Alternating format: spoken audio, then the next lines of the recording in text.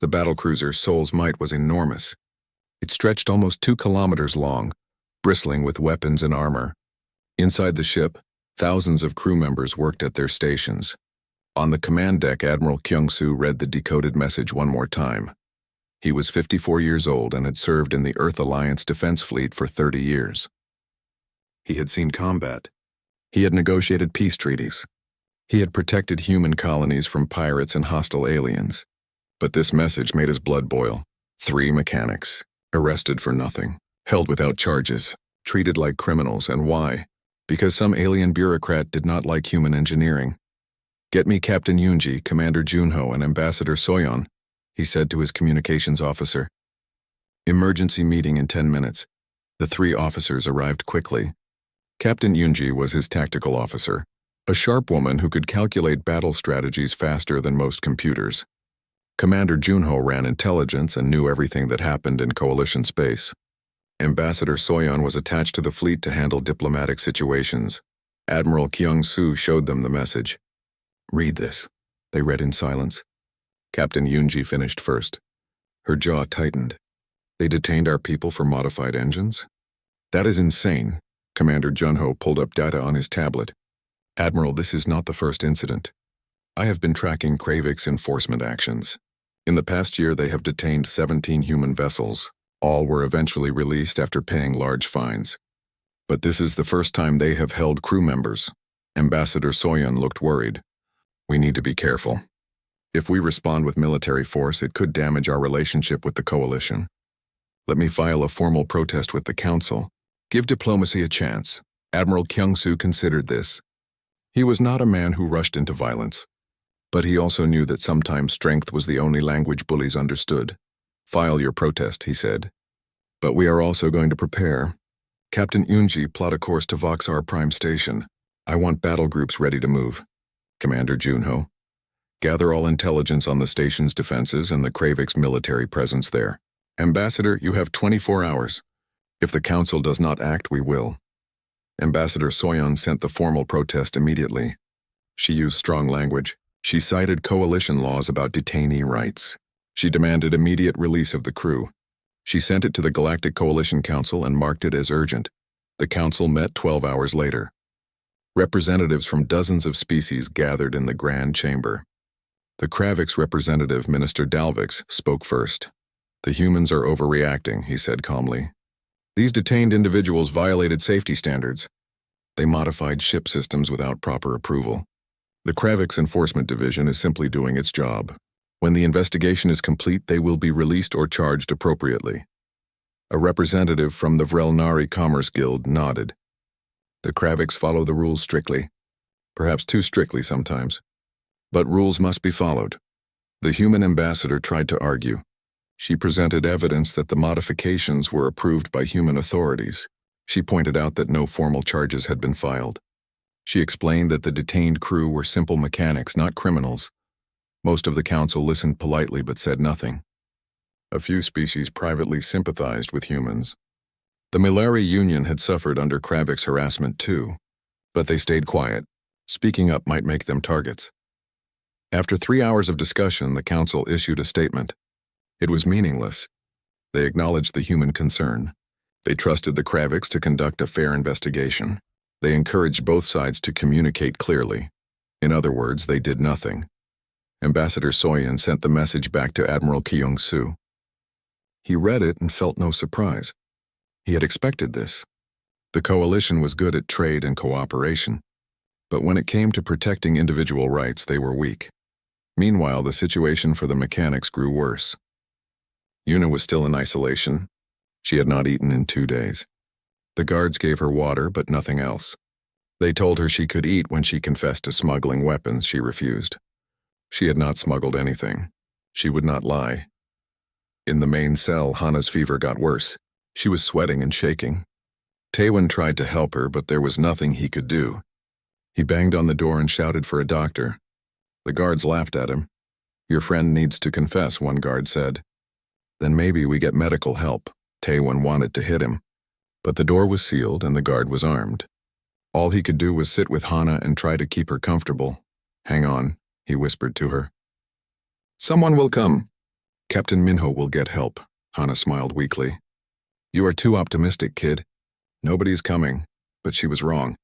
In deep space, Admiral Kyung-soo gave the order. All ships prepare to jump to Voxar Prime Station. Battle readiness level 1. We are going to get our people back. The Soul's Might and 2 destroyer escorts, the Incheon Strike and Busan Guardian, began powering up their jump drives. 12 frigates and support vessels formed up around them. It was not the entire fleet, but it was more than enough. Captain Yoonji ran the calculations. We can be there in 6 hours, Admiral. Make it 4, Admiral Kyung-soo said. Push the engines. Our people have waited long enough. Ambassador Soyeon looked unhappy. Admiral, I must protest. This could start a war. The Council will see this as aggression. Admiral Kyung-soo turned to face her. His voice was calm but hard as steel. Ambassador, I gave diplomacy a chance. The Council did nothing. Now 3 of our people are being tortured in an alien prison for the crime of being good at their jobs. I will not leave them there. If the Council has a problem with that, they can discuss it with me in person. The ships jumped into hyperspace. Space twisted around them as they traveled faster than light. Inside the ships, crew members prepared for possible combat. Weapons were loaded. Shields were tested. Medical teams stood ready. Commander Junho briefed the Admiral on the station's defenses. Voxar Prime has minimal military presence. Mostly cargo ships and civilian vessels. There is 1 Kravix enforcement ship docked there, the Enforcement Authority Hammer. It is armed but not heavily. Against our battle group, it would not last 5 minutes. Good, Admiral Kyung-soo said. I hope they are smart enough not to fight. But if they do, we will be ready. News of the fleet movement spread quickly. Human settlements across the sector heard about it. Some people cheered. Finally, Earth was standing up for its citizens. Others worried. This could make things worse. It could lead to war. The Coalition Council heard about it too. Minister Dalbix was furious. He sent angry messages to Earth demanding the fleet turn back. He called it an act of war. He threatened sanctions, but his messages went unanswered. The fleet kept moving. On Voxar Prime Station, Commander Thexler received an urgent communication. A human battle group was heading his way. He felt confident at first. Humans were newcomers to space. What could they really do? But then he saw the sensor readings. 3 capital ships, multiple escorts, heavy weapons. His confidence faded. Station Administrator Vexnor, who ran the station, was panicking. You need to release those humans, Vexnor said. Now, before the fleet arrives. Thexlar refused. I will not be intimidated by human threats. We have laws. We have procedures. If I release them now, it shows weakness. If you do not release them, we might all die. Vexnor shouted. This station cannot survive a military attack. But Thexlar was stubborn. He believed the humans were bluffing. They would not really attack a neutral station. They would arrive, make threats, and eventually negotiate. That was how civilized species handled disputes. He was about to learn that humans had a different idea about civilization. When someone takes your people and hurts them, you do not negotiate. You do not write formal complaints. You come with warships and you make it very clear that this will never happen again. In the detention cell, Taewon felt Hana's forehead. She was burning up. Her breathing was shallow. He felt helpless and angry. Where was the justice? Where was the law? They were being left to die. But unknown to him, help was racing through space. In just a few hours, everything would change. The Kravix would learn that humans protect their own. The Coalition would learn that humanity was not to be pushed around. And 3 mechanics would learn that they had not been forgotten. The storm was coming, and it wore the colors of Earth.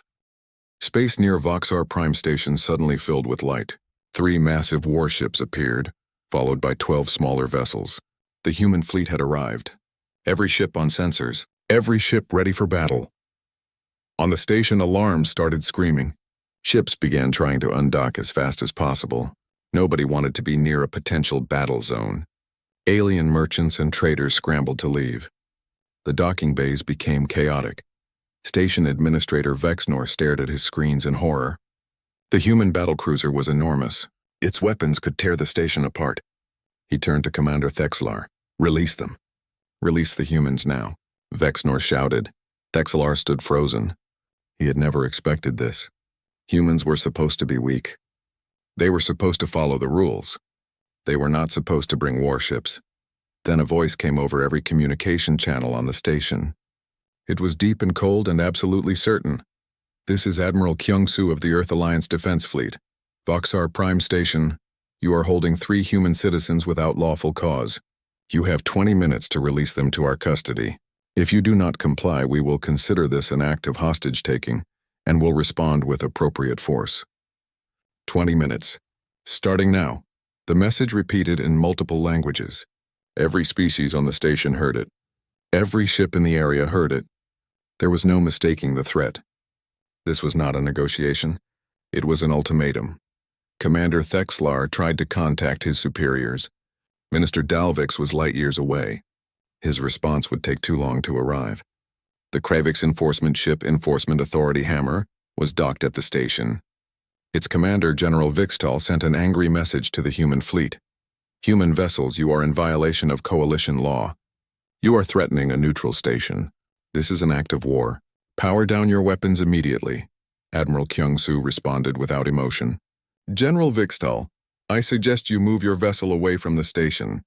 You have 15 minutes remaining. Our crew members are not up for discussion. The Kravix enforcement ship undocked from the station. It positioned itself between the humans and Voxar Prime.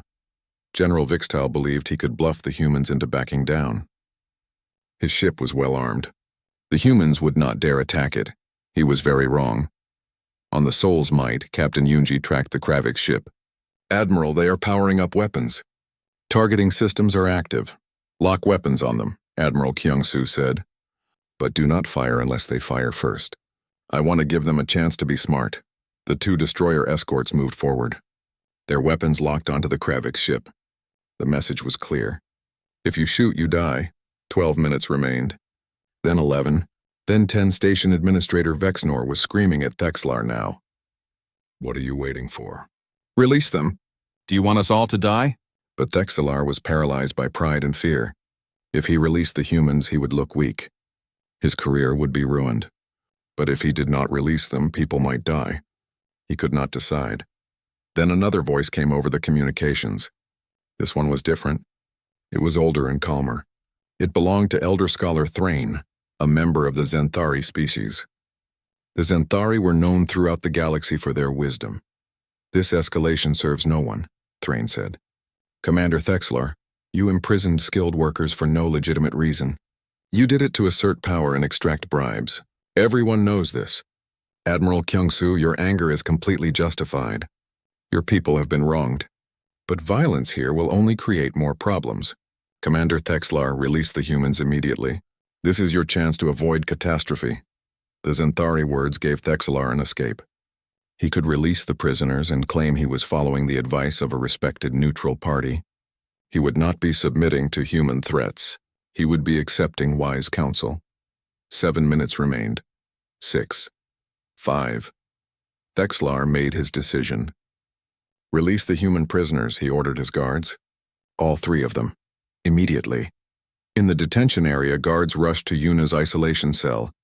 They opened the door roughly. Get up. You are being released. Yuna could barely stand. She had not eaten in days. Her face was bruised. But she forced herself to her feet. What about Taewon and Hana?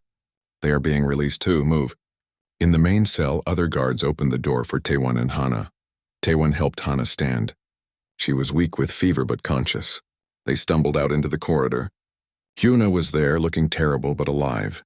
The 3 mechanics looked at each other. They had survived. Barely, but they had survived. Guards rushed them through the station. No apologies. No explanation. Just quick movement toward the docking bay. They could see through windows as they walked. The human warships were still there, weapons still active, still waiting. At the docking bay, a human shuttle waited. Its door was open. Captain Minho stood there, his face showing relief and anger at the same time.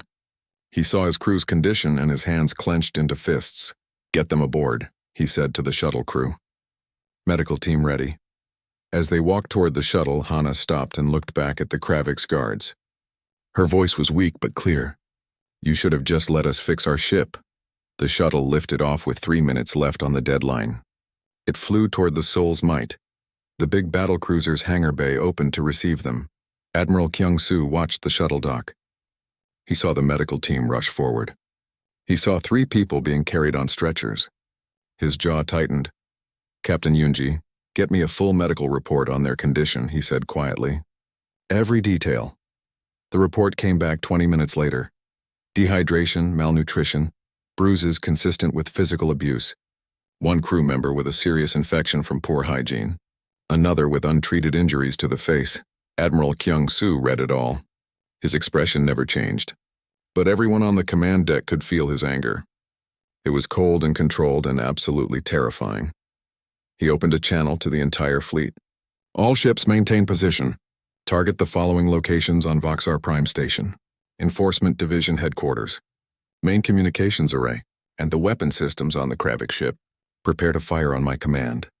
Ambassador Soyeon rushed to his side. "Admiral, they released the crew." "What are you doing?" Admiral Kyung-soo looked at her.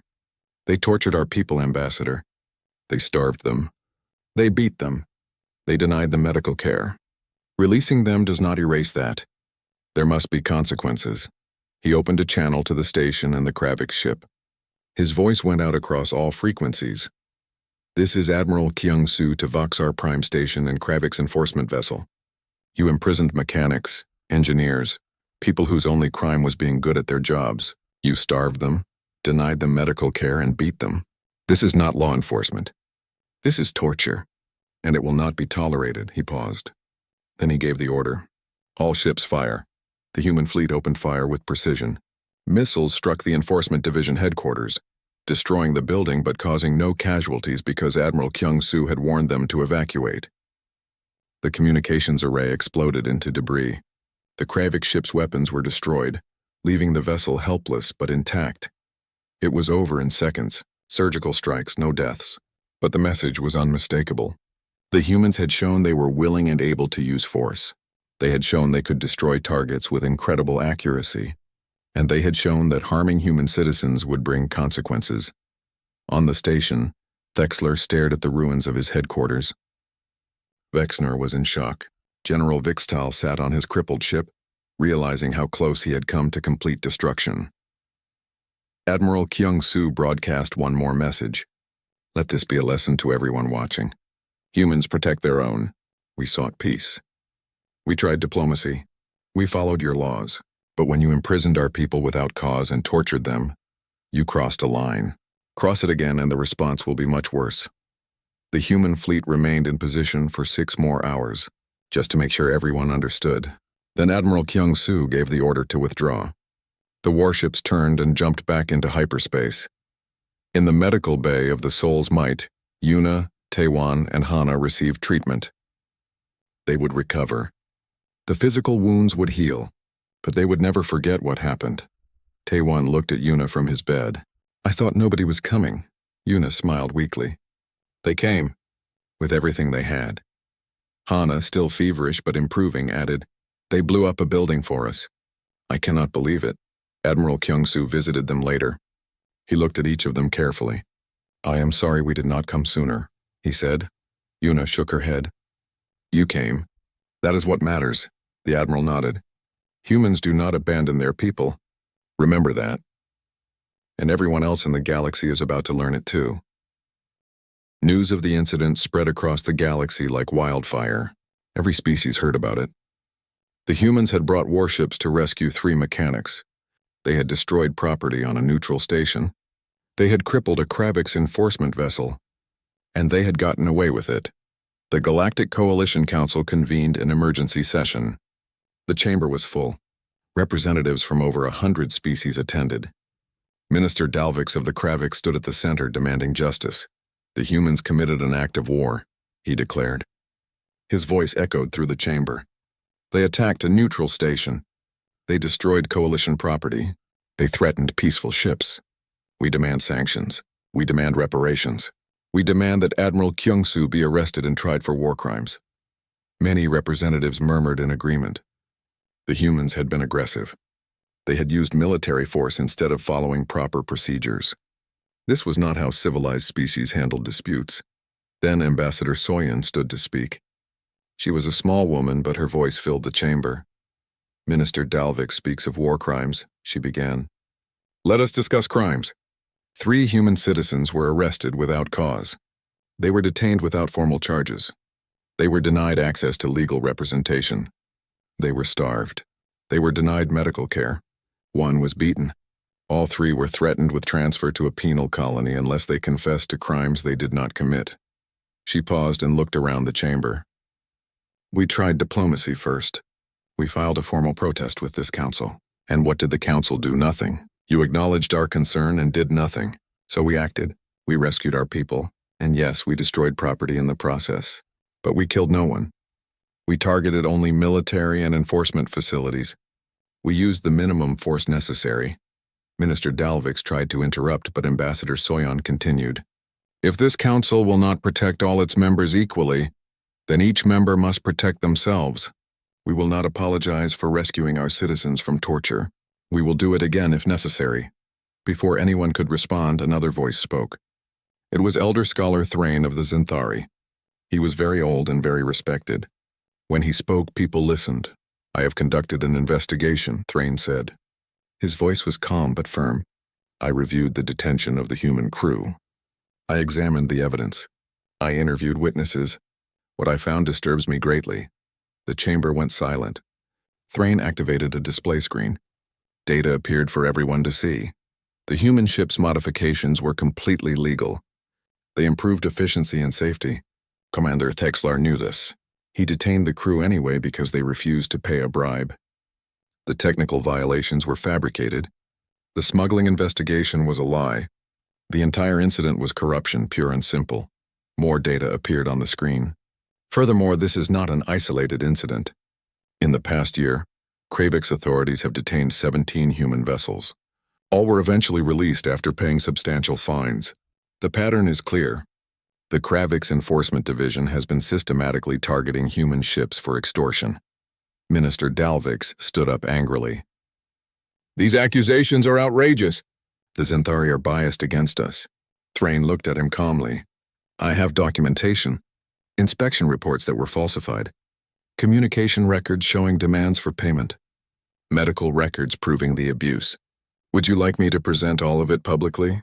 Dalvik sat down. He looked furious but said nothing. Other species began speaking up. A representative from the Mylari Union stood. The Kraviks have done similar things to our ships. We stayed silent because we feared retaliation. But if the humans can stand up to them, so can we. A Trekkan merchant added her voice. We lost 3 ships last year to Kravik's fines. The charges were absurd, but we paid because we had no choice. The humans showed us we do have a choice. The mood in the chamber shifted. What had seemed like human aggression now looked like justified action. The Kraviks had abused their authority, and the humans had called them on it. Even some Kraviks spoke against their own government. Junior Ambassador Krelzen, a young reformer, stood up. I am ashamed of what my species has done. Commander Texlar does not represent all Kraviks.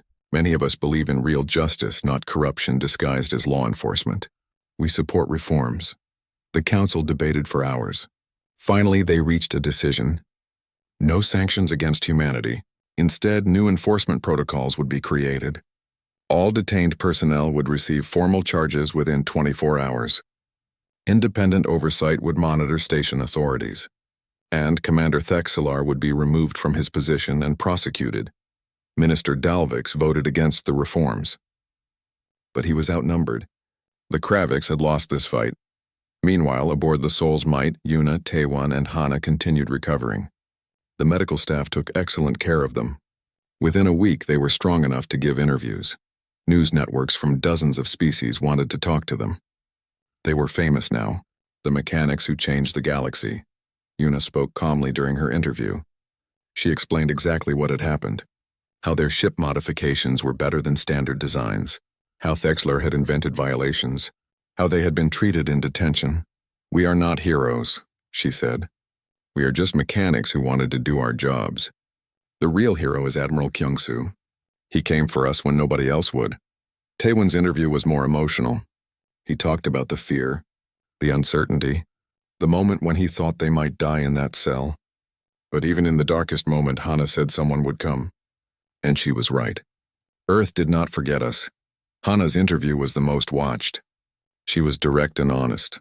The Kravix guards told us that humans were primitive monkeys who did not belong in the coalition. They said nobody would care about three mechanics. They were wrong.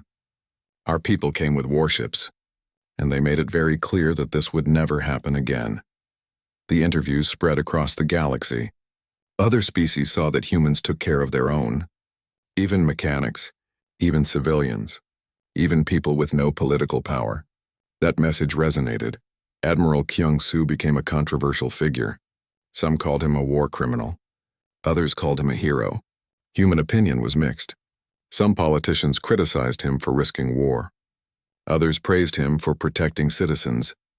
But among ordinary humans working in space, there was no controversy. They loved him.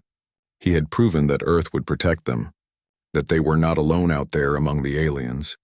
That message meant everything. The Admiral himself gave only one interview. He was brief and to the point. I did what any leader should do. I protected my people.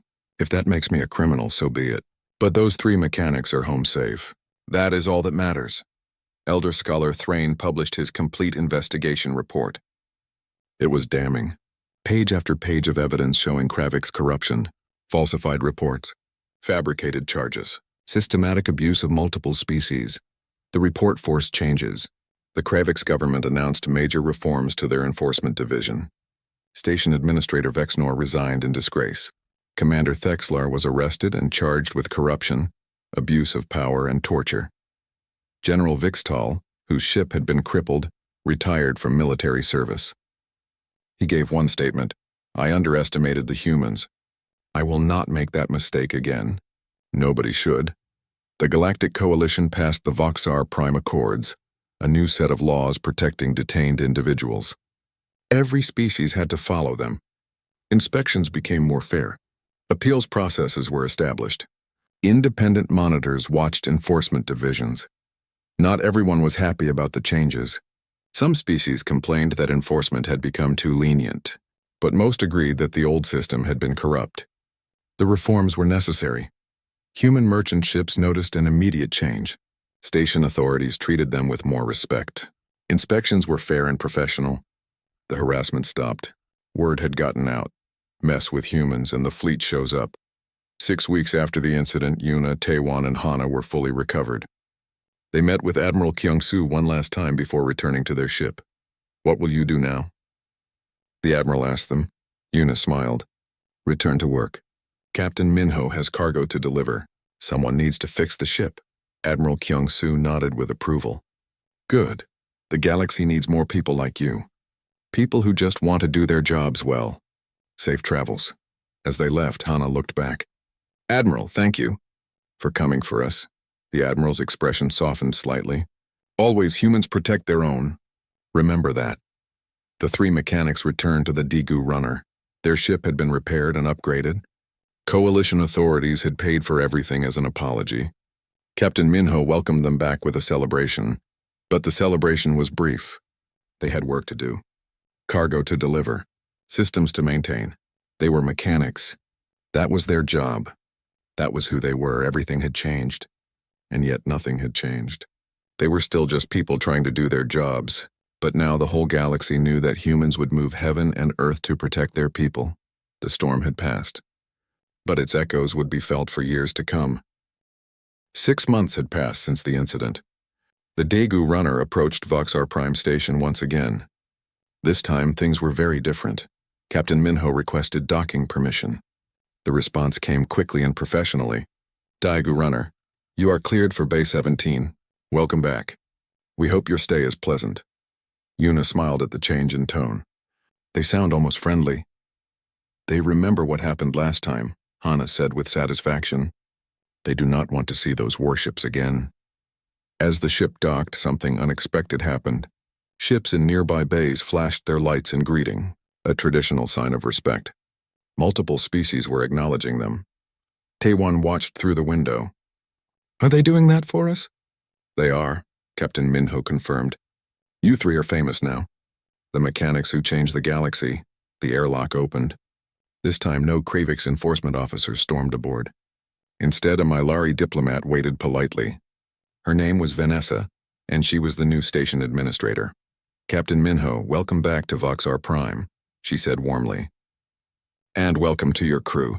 Yuna, Taiwan, Hana, it is an honor to meet you. On behalf of this station, I apologize for what happened to you." "That will never happen again." The three mechanics exchanged glances. An actual apology from a station administrator. Things really had changed. "Thank you," Yuna said simply. "We are here for routine maintenance and supplies. Nothing complicated.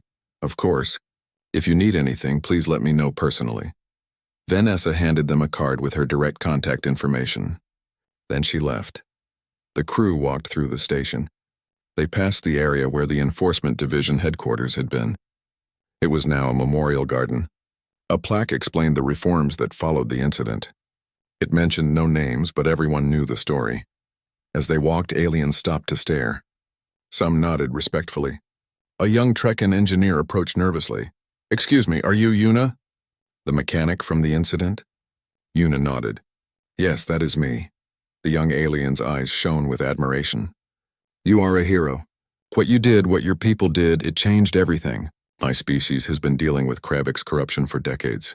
We never fought back because we thought we could not win. You showed us it was possible." Yuna felt uncomfortable with the word hero. "We did not do anything special. We just wanted to fix our ship. Admiral Kyung-soo is the one who made the real difference." The young engineer shook his head. "No, you survived. You came back. That is what matters. You showed that ordinary people matter, that workers matter, that mechanics matter." After the engineer left, Hana turned to Yuna. "Do you think he really understands what happened?" Yuna thought about it. Maybe not all the politics and military strategy, but he understands that someone stood up for workers. For people just trying to do their jobs. That is the important part. They completed their business on the station and returned to their ship. As the Daegu runner prepared to leave, Taewon checked the engine systems. "Everything is running perfectly. We are ready to go." Captain Minho smiled. "Good work, team. Let us deliver these supplies. Just another run, just like always." But everyone knew it was not just like always. As the ship left dock and accelerated toward the jump point, other vessels in the sector transmitted recognition signals. Respect signals. Support signals. The Daegu runner jumped into hyperspace. The stars stretched around them. Inside the ship, three mechanics went back to their normal routines. Checking systems, running diagnostics, making sure everything worked properly. That was their job. That was who they were. Mechanics, not heroes, not symbols, just people who fixed ships and did their work well. But the galaxy saw them differently now. To millions of workers across hundreds of worlds, they represented something important. They represented the idea that ordinary people mattered, that you did not need political power or wealth to deserve justice, that doing your job well was valuable and worth protecting. Admiral Kyung-soo's actions became known as the Kyung-soo Doctrine in military academies. Try diplomacy first, but when your people are in danger, act decisively. Use overwhelming force but with precision. Cause only the damage necessary to make your point. Then leave before things escalate. The doctrine was studied and debated. Some called it brilliant, others called it dangerous. But everyone agreed it had worked. The admiral himself continued his duties. He rarely spoke about the incident. When asked, he simply said he did what needed to be done. But among the fleet, his crew worshipped him. They knew he would come for them if they were ever in trouble. Elder scholar Thrain wrote a book about the incident. He called it The Voxar Prime Lesson. The book examined how the confrontation changed coalition politics, how it exposed corruption, how it forced reforms, but more than that, Thrain wrote about humanity itself, about what the incident revealed about human nature. The book's conclusion became famous throughout the galaxy. The humans did not seek dominance, Thrain wrote. They sought justice. They did not want to rule others. They wanted to protect their own. And in that distinction lies the difference between tyranny and leadership. Other species would do well to remember that the newest member of our coalition may have lessons to teach us all about the proper use of power. The book sold millions of copies. It was translated into hundreds of languages. Young people across the galaxy read it and dreamed of a more just universe. The Voxar Prime Accords remained in effect. Enforcement became fairer across coalition space. Multiple species filed complaints about past abuses and reforms followed. The Kravix government, embarrassed by the scandal, implemented major changes to prevent future corruption. Not everything changed overnight. There were still corrupt officials, still unfair inspections sometimes, still species that looked down on others, but the worst abuses stopped. People knew there were limits now. Pushed too far, and there would be consequences. A year after the incident, Captain Minho retired. He had been flying cargo ships for 30 years and he was tired. He gave command of the Daegu runner to Yuna. She became Captain Yuna with Taewon and Hana as her senior crew. On her first flight as captain, Yuna sat in the command chair. It felt strange. She was supposed to be fixing engines, not commanding ships, but life had taken an unexpected turn. "Captain, all systems are green," Taewon reported from his station. "Ready to jump on your command?" "Captain Yuna," Hana said with a slight smile. "It suits you," Yuna shook her head. "I am still a mechanic. Just a mechanic who happens to sit in this chair now. Okay, let us go. We have cargo to deliver." The ship jumped into hyperspace. Another routine run. Another day of work. That was all they wanted, all they had ever wanted. But across the galaxy, their story continued to spread. Children heard about the 3 mechanics who were imprisoned and the admiral who came to save them. Workers found inspiration in their survival. Leaders studied the incident to understand how to use power justly. The Daegu runner visited dozens of stations over the following years. Everywhere they went, people recognized them. Some asked for autographs. Others just wanted to shake their hands. Some shared their own stories of injustice and how the reforms had helped them. Yuna, Taewon, and Hana remained humble. They never forgot what happened. The fear, the pain, the uncertainty. But they also never forgot that their people came for them, that humanity valued them enough to risk war. And whenever someone asked them what the incident meant, they gave the same answer. It meant that ordinary people matter, that doing your job well has value, that no one should be abused just because they lack power, and that when injustice happens, sometimes someone needs to stand up and say enough. The galaxy had learned a lesson at Voxar Prime Station, a lesson about justice and power and the proper way to treat people. The Kravix had learned not to abuse their authority. The Coalition had learned to protect all its members, and everyone had learned that humans, those relative newcomers to galactic society, had a core principle they would never compromise on. Humans protect their own. Years later, as the Daegu runner made another routine cargo run, Yuna stood on the bridge and looked out at the stars.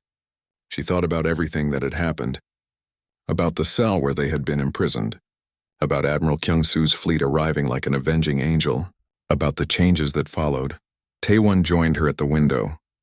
"What are you thinking about, Captain?" Yuna smiled. "Just that we are very lucky. Lucky to have survived. Lucky to have a government that cares about mechanics. Lucky to live in a time when things can change for the better. And lucky to have each other," Hana added, walking up to join them. They stood together, 3 mechanics looking out at the infinite stars. They had been through hell and back. They had become symbols of something bigger than themselves. But at the end of the day, they were still just people doing their jobs, and that was enough. That was everything, because the galaxy had learned that mechanics matter, that engineers matter, that every person doing honest work deserves respect and protection. And if anyone ever forgot that lesson, there was a fleet of warships ready to remind them. The Daegu runner continued on its journey, carrying cargo and carrying a legacy. A legacy of justice, courage, and the simple truth that no one should be left behind. The cargo ship Daegu runner moved slowly toward the massive space station. Captain Minho sat in his chair, watching the station grow larger on the screen. He had been to Voxar Prime Station many times before. It was a busy place where aliens from hundreds of different worlds came to trade and do business. Behind him, his 3 mechanics worked at their stations. Yuna, the lead mechanic, checked the engine readings. She was 32 years old and could fix almost anything. Taewon, the youngest at 26, managed the electrical systems. Hana, the oldest mechanic at 38, had once worked for the military. She knew ships better than anyone. The ship carried medical supplies and rare minerals. Nothing dangerous. Nothing illegal. Just regular cargo heading to the inner colonies. They needed to stop at the station for routine maintenance. The fusion drive needed a check and they wanted to refuel. Minho pressed the communication button. His voice went out to the station. Voxar Prime, this is the Daegu runner requesting docking permission. We need maintenance and supplies. A voice answered quickly. Daegu runner, you are cleared for docking bay 17. Prepare for standard inspection. Standard inspection. Nothing unusual about that. Every ship got inspected. Minho guided his ship into the docking bay. The metal clamps locked onto the hull with a solid thump. They were secure now, connected to the station. Yuna stood up and stretched. I will go check the drive connections. Taewon, come help me. Hana, can you look at the cooling system? Before anyone could move, the airlock door opened. 6 aliens walked onto the ship. They were Kraviks, a species known for following rules very strictly. Their skin looked like gray stone and their eyes were small and dark. They wore official uniforms with many badges and symbols. The leader stepped forward. His badge said his name was Commander Thexlar. He looked around the ship with an expression that showed he thought everything was beneath him. I am Commander Thexlar of the Kraviks Enforcement Division, he said. His voice was cold and official. This vessel will undergo immediate inspection for compliance with coalition standards. Minho nodded. Of course. All our documents are ready. The ship passed inspection 3 months ago at Earth Station. Thexlar made a sound that might have been a laugh. Earth Station? Human certifications mean nothing here. We follow coalition standards, not primitive human standards. Yuna stepped forward. Sir, our modifications are all approved. We improved the fusion drive efficiency by 12%. It is safer and uses less fuel. The commander turned his dark eyes on her. Modifications? You changed the drive system? That is a serious violation. Coalition law requires approval before any changes to propulsion systems. We have approval, Minho said firmly. He pulled up the documents on his tablet. Right here. The Human Engineering Guild signed off on everything. Thexlar barely looked at the tablet. I told you. Human approvals are not valid. You need coalition approval. Since you do not have it, this ship is now impounded. You will all be detained for questioning. Detained? Hana said. For what? We did nothing wrong. Technical violations and suspected smuggling, Thexlar said. He waved to his officers. Take them. Everything happened fast. The Kraviks officers grabbed the 3 mechanics. Minho tried to protest, but more officers appeared. They separated him from his crew. He watched helplessly as they took Yuna, Taewon, and Hana away. I demand to speak with the station administrator, Minho shouted. You cannot just arrest people without charges. Thexlar turned back. Captain, you are free to file a complaint. Your crew will be held in detention until the investigation is complete. That could take weeks, maybe months. I suggest you cooperate. They took the mechanics deep into the station. The detention facility was in a dark section far from the trading areas. The cell they put them in was small, very small. It was built for aliens much smaller than humans. The 3 of them could barely move around. The door locked with a heavy sound. They were alone. Taewon sat down against the wall. This cannot be happening. We did not do anything wrong. Yuna examined the door. It was solid metal with no visible controls on their side. They just wanted a reason to detain us. Did you see how Thexlar looked at our documents? He did not even read them. Hana punched the wall, then regretted it. Her hand hurt. They think they can push humans around because we are newer to the coalition. They think we have no power. Hours passed. No one came. They had no food, only a small amount of water. The air in the cell felt thick and hard to breathe. The temperature was too warm for humans. Finally, a Kravik's guard appeared. He pushed 3 trays through a slot in the door. The food looked like paste and smelled bad. When will we be charged? Yuna asked the guard. The guard laughed. Charged? You monkeys think you get lawyers and trials? You are guests of the Kraviks Enforcement Division now. You will stay here as long as we decide. Days went by. They lost track of time. The guards came twice a day with terrible food and not enough water. Sometimes they asked questions. Where did the ship come from? What was the real cargo? Were they working for human military intelligence? The questions made no sense. They were just mechanics. They fixed ships and delivered cargo. But the guards did not believe them. Or maybe they did believe them and just did not care. On the 4th day, Hana started feeling sick. She had a fever. The cell was dirty and the air was bad. Taewon noticed that the ventilation system was not working properly. The oxygen level was dropping. I can fix it, Yuna said. If they give me tools, she called to the guards. They ignored her at first, but when she kept calling, one finally came. She explained about the ventilation problem. The guard seemed annoyed but gave her a small toolkit. Probably he did not want them to die before they could be questioned more. Yuna worked on the wall panel. She was good at her job. Within an hour, she had the system working better. Fresh air started flowing into the cell. But a different guard saw what she was doing. He yanked the tools away and hit her hard across the face. No tampering with station equipment, he shouted. He dragged Yuna out of the cell. Taewon and Hana tried to stop him, but the guard pushed them back and sealed the door. Yuna was gone. They put her in an isolation cell.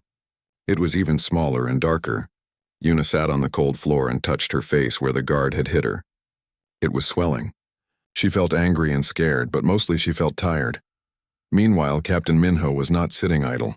They had taken his ship and his crew, but they had not taken his communication device. He was being watched, but he was careful.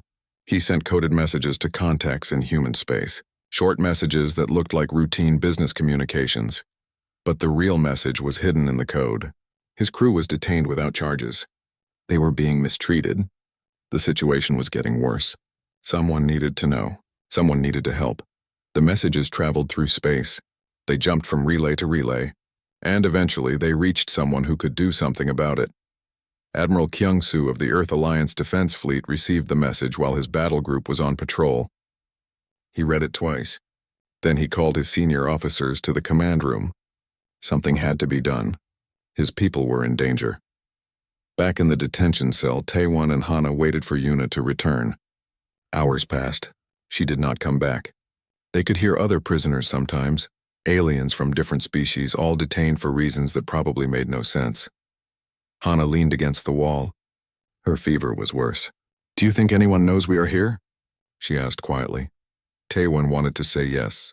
He wanted to say that Captain Minho would get them out, that Earth would send help, but he was young and scared and he did not know if anyone even knew what had happened to them.